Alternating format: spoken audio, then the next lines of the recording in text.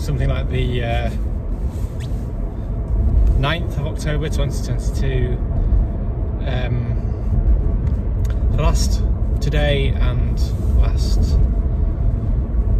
Friday I had Monster Energy Ultra, which is 0 sugar energy drink, and I do find that it helps clear some of the brain fog, which is super helpful. I'm still really fatigued, which is why I'm on the way to the gym to help improve that. But what is it about Monster that helps? Because it does have a range of B vitamins in it. I think 2, 3, 6 and maybe 12, and it's got quite high amounts for 500 ml, so maybe between 300% of what you actually need per vitamin and 500%, and it's in liquid form, so maybe it's more bioavailable than supplements. And I've heard that if you do have a bacterial problem in your gut, then if you take, say, B complex supplements in capsule or tablet form, then the bacteria can feed on that, and so you actually don't get these vitamins. So the theory at the moment is potentially that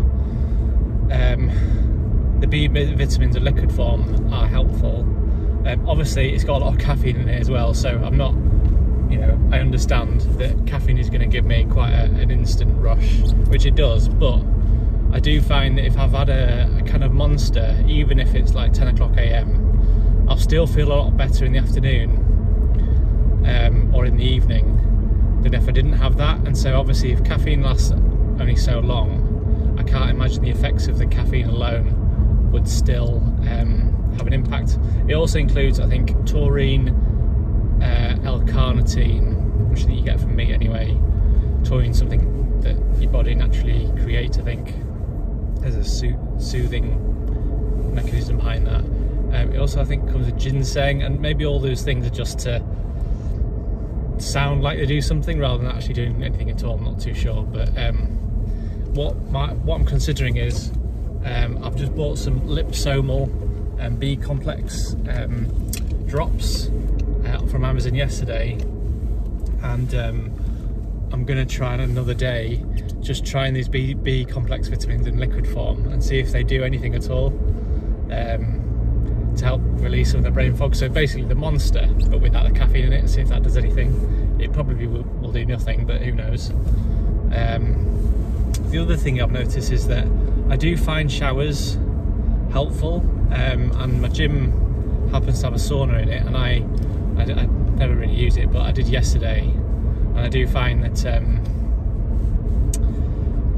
15 minutes in the sauna, I have read that both the shower and the sauna will dilate the blood vessels, so that means that there's more oxygen going to the brain, which in the very short term feels like it improves my circulation. I've always had, for the last few years, I've had bad circulation.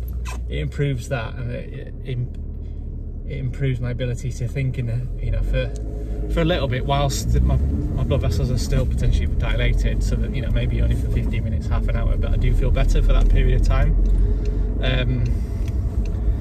So it's just an interesting, I've always wondered why do I feel better after a shower? What is it? No one else seems to get quite as much energy from a shower as I do, and I think it might be related to just increased dilation of blood vessels, which is short term because they go back to where they were before, and I still think ultimately this all relates back to bacteria. I've wondered why brain fog is always worse in the morning. I've been doing a bit of reading, and your digestive system during the night slows down, so your MMC, so your migrating motor complex, slows down by about 6-7 times, I think, during the night, because obviously you are sleeping, so your body's focused on doing other things, and that might mean, unlike during the day where part of the MMC's job is to move food down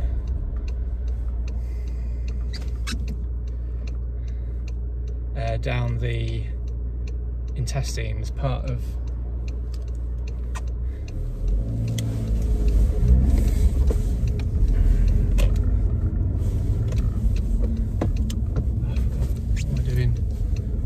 part of its job is to move food down the intestines, but it's also to clear bacteria out if it's got up into the small intestine where it shouldn't be. So if your MMC is working at a slower rate, cheers mate,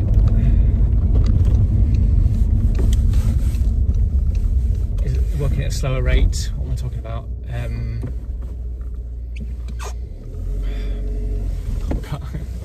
I thought I could drive and think, but I can't. Just pull in.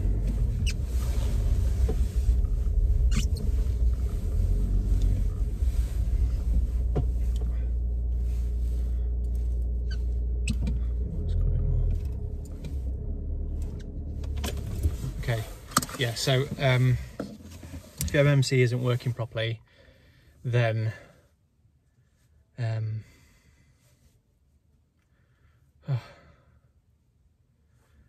then the bacteria might do more damage during the night because they've not got...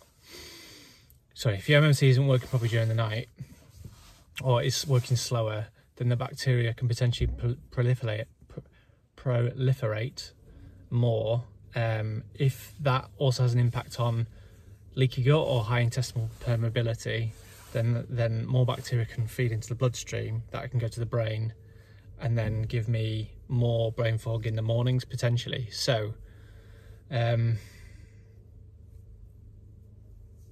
that could be a reason why I get worse brain fog in the morning. A couple of things that I do want to try once I've got a comprehensive stool test I need to do tomorrow morning, and then I've got a seablood test on Thursday.